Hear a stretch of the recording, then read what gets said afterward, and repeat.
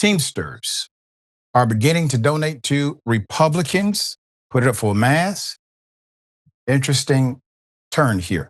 The International Brotherhood of Teamsters have begun to donate to Republican candidates, marking a shift from prior elections. So continuing from 2024, the Teamsters are donating to Republicans in swing districts for the upcoming midterm elections.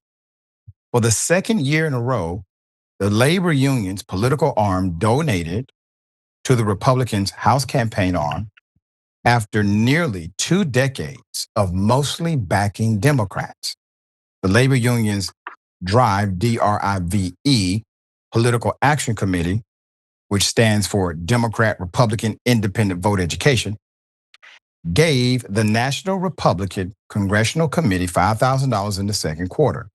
In addition to donating to the NRCC, they donated a combined $62,000 in contributions to nearly 24 Republican candidates for the House and Senate. They also donated $50,000 to the Republican Attorneys General Association this year. Quote, "Our members are working people whose interests cut across party lines."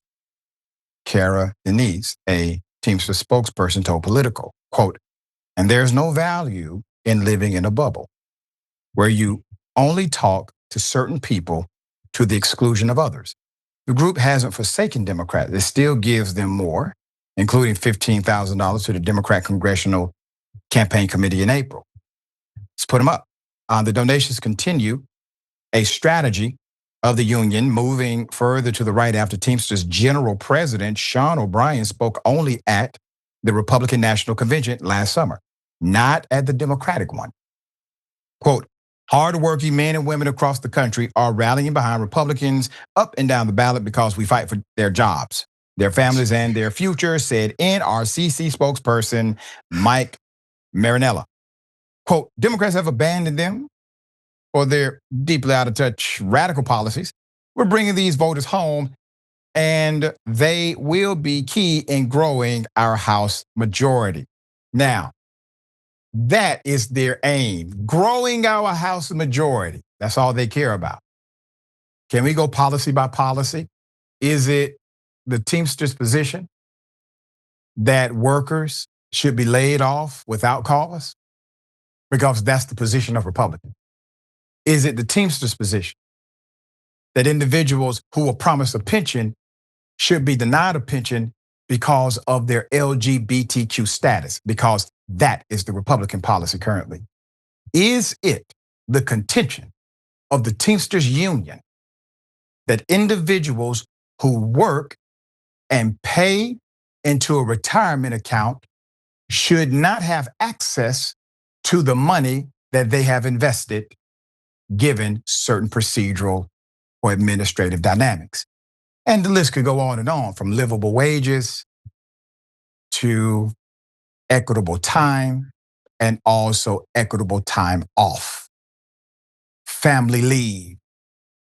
The list goes on and on. I get it. You all are made up of individuals who are on the spectrum as it relates to personal politics.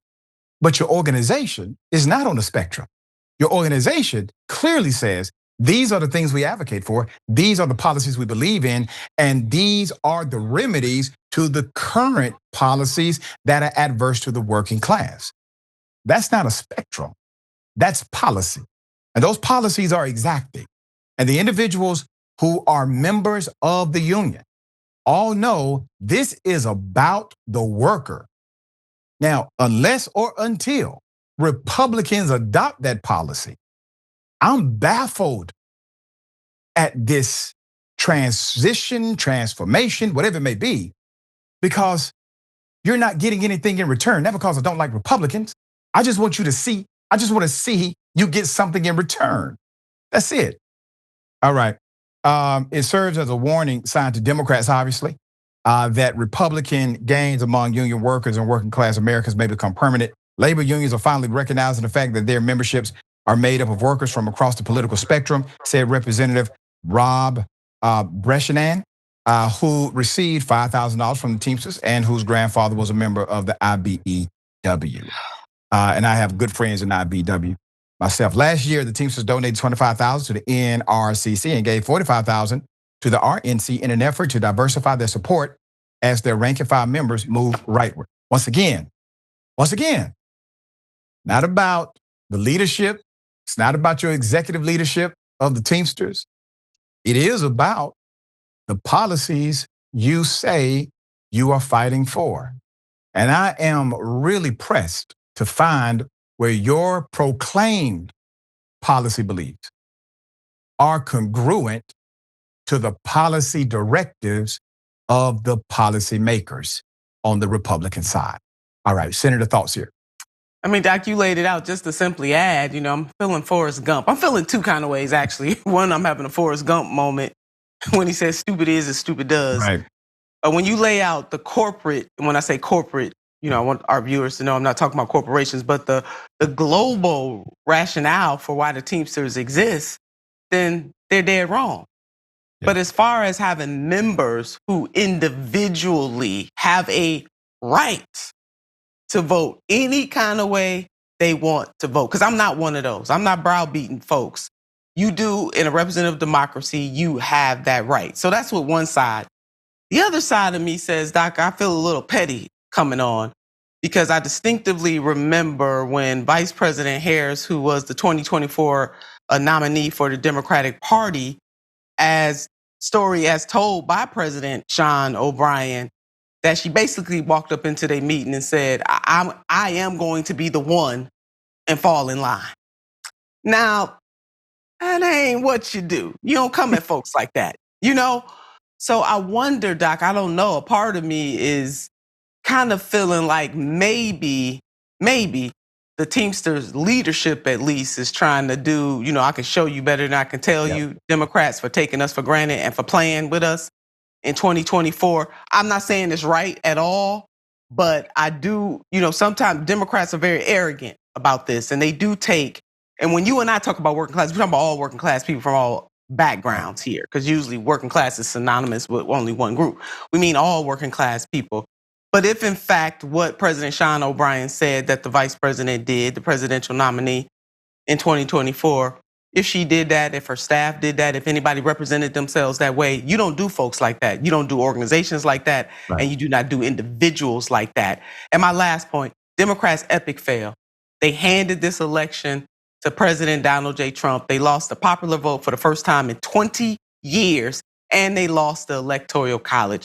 They really do need, Doc, to do some real deep, and I mean some deep soul searching. But that does not absolve the Teamsters Union as a whole from having deep conversations with their members and also adhering to the values that they say they stand for as a global organization, to side with policymakers who rock with them. Not individually, not your individual beliefs, but your corporate beliefs as a labor union. So Doc, Forrest Gump, stupid is as stupid does, and then Democrats, y'all kind of asked for this butt whooping y'all taking right now. Yep, I agree both ways on this, and Democrats, keep it simple. Align with people that excite your base. Support those that are already supported. Stop trying to be the gatekeepers of political power. And Doc, and can I'm sorry for cutting you off, and fighting progressives like me harder than you fight Republicans, sitting up here galloping across the country with Senator Liz Cheney, instead of picking up the progressives. So Doc, I'm just shaking my head. It isn't the time for people to question your loyalty. But if you happen to be with somebody whose loyalty is questioned, who is a questionable figure in the movement of progress, that may not be the best idea, at least right now, because things are very polarized in politics right now. And you have to be a leader of the moment, not a leader of the yesterday.